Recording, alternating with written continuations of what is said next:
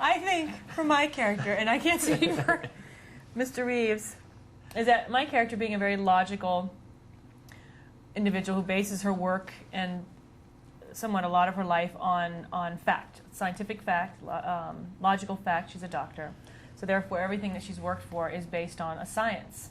Whereas this happening is everything but that. It's something, I don't know if you want to say metaphysical or otherworldly, or just it can't be explained. But she's so far to that extreme that I think someone like that is in great need of letting go. I think she needs it so much, and I think that's why I think to a point where she doesn't even realize it. And it's that need to fill that void that she didn't realize she had, of self-expression and really being who she was, rather than the rules of being a doctor.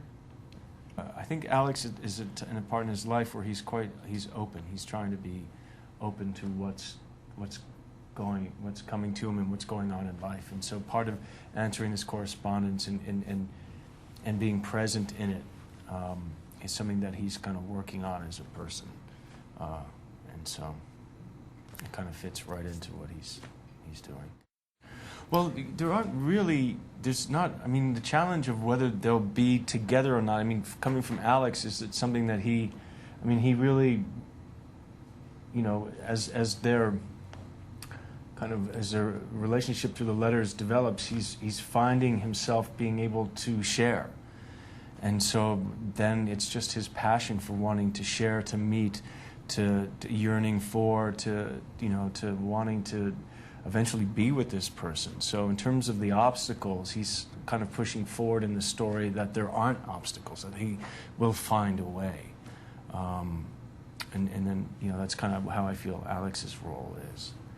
I think Kate's more of the other side of the spectrum, that she actually lets this correspondence begin because she needs her mail, and then continues to sort of disprove that he says it's 1 year. She goes, it's not, it's this, it's sort of a correction. And then the next step is to find out what's really going on. This has to be a joke, this isn't funny, just send me my mail. And then a little sliver of proof gives her enough pause to realize that there might be something different to this and some truth to this. And then by that time, he'd already sort of corresponded in a way that piqued her interest, that made her go, oh, well, And so she slowly allowed herself to be a part of it. And I think also the fact that the risk in this there was no risk, because if this is really what's happening, there's no chance of them meeting. So there's no loss, there's no risk in embarrassment or rejection or any of these things that you have if you have to do something face to face. So she could show who she was,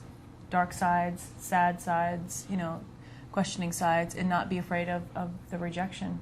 Well, Alex his father built the house for his mother, so it's a home that he grew up in, and it's a home that was lost to him through, the actions of his father. His mother ended up leaving, passing away, and the father left the house, and there's a kind of theme, I think, for Alex to come back to it, that he's kind of trying to rebuild. There's some kind of aspect to him that's trying to reclaim, rebuild, reinvent,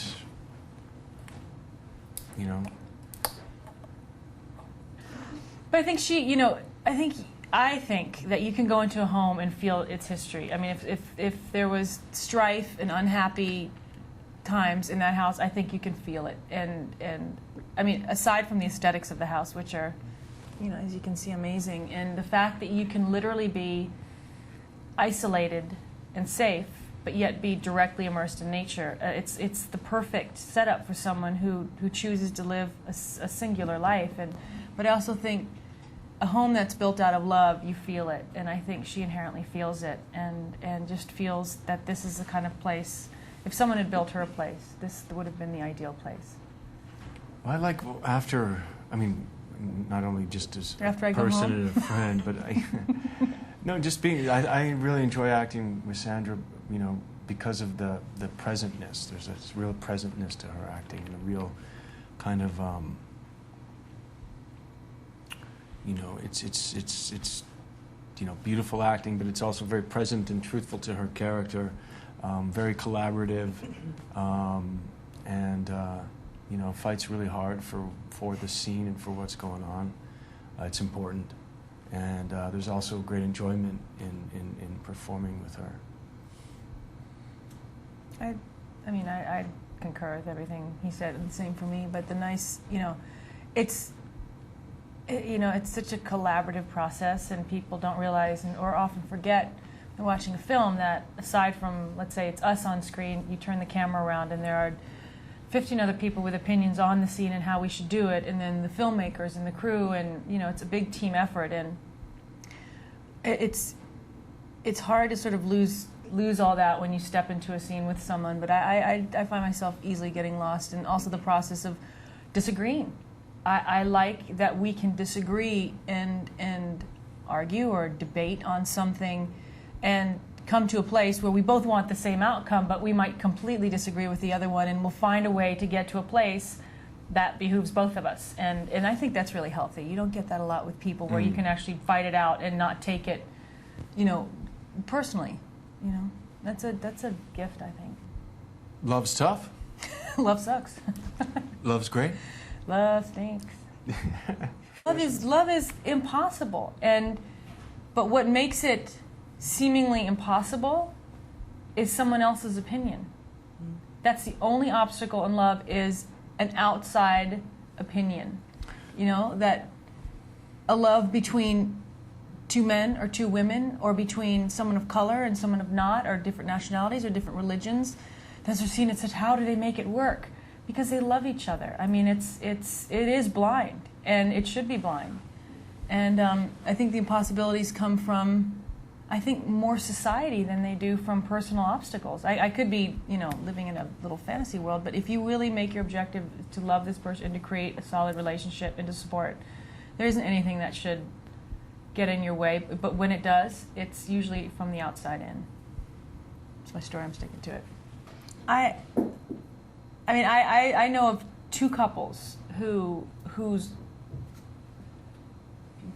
love for each other, or whose relationship I've looked at and gone, wow, I'm so glad you guys have met each other, because there's no one else on earth who could be with you, not in a negative way, but make you alive the way. And together they just are a force to be admired. But I would look at that and go, wow, how great for them. That's never going to happen anywhere else on the, but I have such strong, and their stories are great. And I remember one story of, my sister, where I sent her in my stead to go on this location scout, and she was there on one side of the tracks or something, looks across the tracks and goes, and sees this person and goes, oh my God, he did the same thing, and the whole world fell apart.